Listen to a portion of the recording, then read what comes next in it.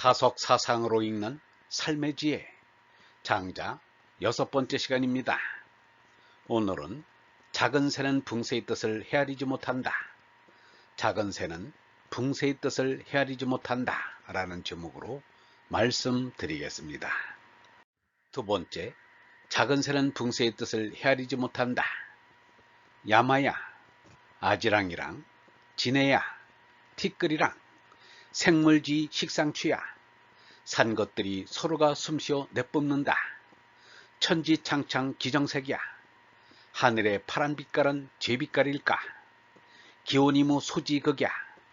그 몸이 끝간데가 없어서일까? 기시하야.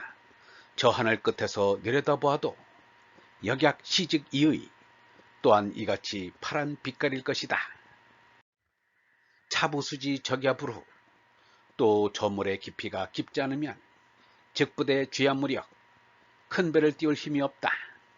복배수 요당지상 마루위 오목한데 한 잔의 물을 엎지르면 적개위 지주 티끌이 떠서 배가 된다.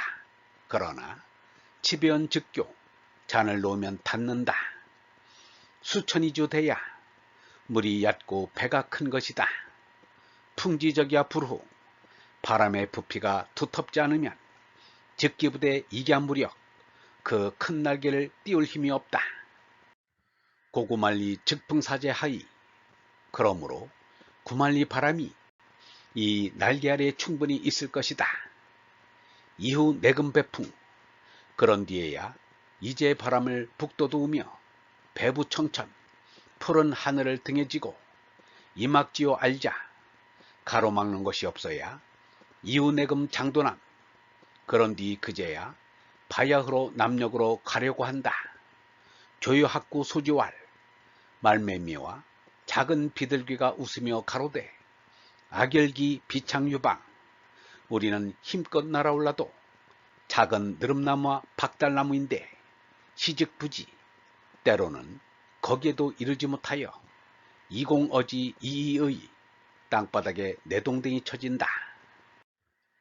헤이지 구말리 이남이 어찌 구말리나 올라가서 남녘으로 가려 하는지 정망창자 풀 우거진 근교로 가는 이는 삼찬이반 새끼리 먹고 돌아와도 복유과연 아직 배가 부르지만 적백리자 백리길을 가는 이는 수경량 밤새워 먹거리를 방아찍고 적천리자 천리를 가는 이는 3월 취량 석 달 동안 먹거리를 모은다. 지충우하지 이 두 날점승이 또한 어찌알랴. 물리학자 유가와 하데키는 고대 사상이 지니는 현대적 의미라는 글에서 이렇게 말하였습니다. 내 일생의 어느 단계선가 나는 노자와 장제의 세계를 떠나 물리학의 세계에 들어간 적이 있다. 그러나 중년기 이후 노장사상은 오히려 더욱 선명한 모습으로 내게 다가왔고 내 마음속에서 새로운 생명을 획득하게 되었다. 그러나 60세 이후로 내가 이들 중 가장 친밀하게 느끼는 것은 옛중국의 오래되고 성숙한 사고이다. 이와 동시에 그러한 옛중국의 사고는 오늘날 내가 볼 때 대단히 현대적인 의미를 띠고 있다. 장주는 결코 물리학자는 아닙니다. 그 당시에는 물리학이란 낱말조차 없었습니다. 장주는 인류 역사에서 으뜸에 속하는 신비로운 사상가입니다. 그런데도 대단히 과학적인 사고를 하였습니다. 여기에서도 그 물리적인 사고의 편린을 보게 됩니다. 장주는 직관으로 하늘이 푸르게 보이는 것은 대기를 물들이는 햇빛과 먼지와 숨결 때문이라고 생각하였음에 틀림없습니다. 아지랑이랑 티끌이랑 산 것들이 숨쉬어 서로 내뿜는다. 하늘의 파란 빛깔은 제 빛깔일까? 그 몸이 끝간데가 없어서일까? 저 하늘 끝에서 내려다보아도 또한 이같이 파란 빛깔일 것이다. 그리고는 물의 양과 부력에 대하여 또 대기 양과 부력에 대하여 그 함수관계를 실리를 들면서 잘 설명하였습니다. 창조의 설명에 돋보이는 것은 그 물체의 상대성에 대한 것입니다. 또 저 물의 깊이가 깊지 않으면 큰 배를 띄울 힘이 없다. 마루 위 오목한데 한 잔의 물을 엎지르면 티끌이 떠서 배가 된다. 잔을 놓으면 닿는다. 물이 얕고 배가 큰 것이다. 사람은 이렇게도 저렇게도 생각할 줄 알아야 합니다.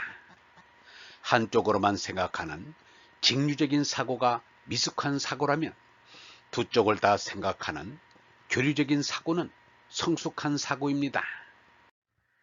태산에 오르니 천하가 작도다 라고 한 공자의 생각도 헤아릴 줄 알아야 하지만 태산이 높다 하되 하늘 아래 메이로다 라고 한 양사원의 생각도 살필 줄 알아야 합니다.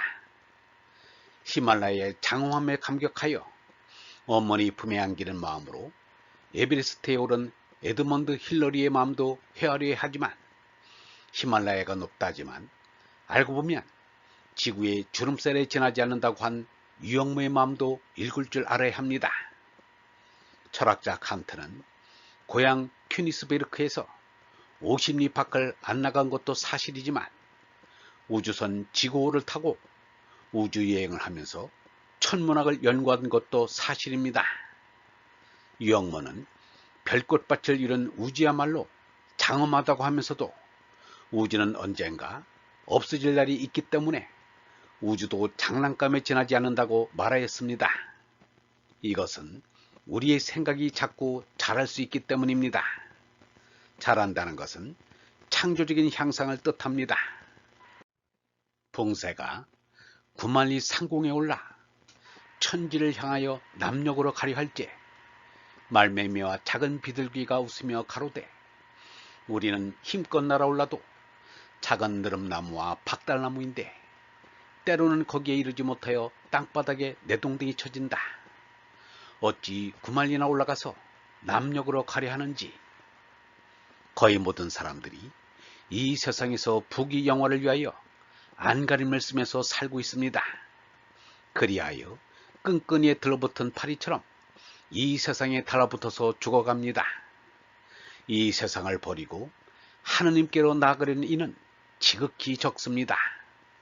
이 세상에 집착하는 이들이 하느님께로 비상하려는 사람들의 뜻을 헤아리지 못합니다. 유영무는 말하였습니다. 사람들이 예수 석가를 다 몰랐다. 누구를 존경하고 쫓는다면서도 다 죄욕심을 채우려 드니까 모르게 되는 것이다. 예수 석가는 바른 말을 하였는데 사람들이 못 알아들었다. 인생살이란 붕새가 남명에 날아가듯이 얼나로 솟나 하느님께로 나가기 위한 준비입니다. 백리길을 가는 이는 밤새워 먹거리를 방아찍고 천리길을 가는 이는 석 달 동안 먹거리를 몬다라고 하였습니다. 오늘날처럼 여행을 즐기는 때도 없었습니다.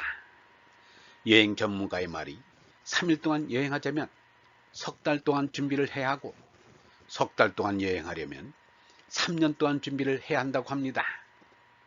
평균 수명 70살이 되도록 인생을 살고 있습니다. 그동안의 얼라를 깨달아 하느님께로 나갈 준비를 해야 합니다. 유영무는 말하였습니다. 인생의 목적을 하늘에 두어야지 이 땅에 둬서는 안 된다. 삶의 참뜻은 하늘에 있지 여기 이 세상에 있지 않다. 사람들은 하늘에 먼저 해야 할 것을 땅에 먼저 한다. 이 세상에는 가질 목적이 없다. 모두가 중간에 희망을 걸어놓고 그곳에 다다르면 만족한다. 얼번 여러분, 삶의 목적을 바르게 해야 합니다. 삶의 목적을 분명히 해야 합니다.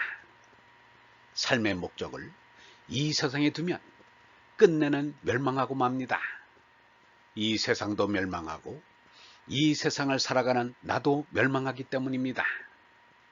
참을 찾아야 합니다. 영원한 생명을 찾아야 합니다. 우리의 목적은 이 땅, 이 세상에는 없습니다. 우리가 애써 찾아야 할 우리의 목적은 하늘에 있습니다. 진리를 찾는 것이 우리 인생의 목적입니다. 진리란 영원한 생명이신 하느님입니다. 하느님을 찾는 것이 참나를 찾는 것입니다. 참나를 찾는 것이 우리 인생의 목적입니다. 목적을 뚜렷이 하는 삶이 성공한 삶입니다. 목적을 찾는 인생이 승리한 인생입니다. 영성신학원 다석아카데미의 하늘소리였습니다.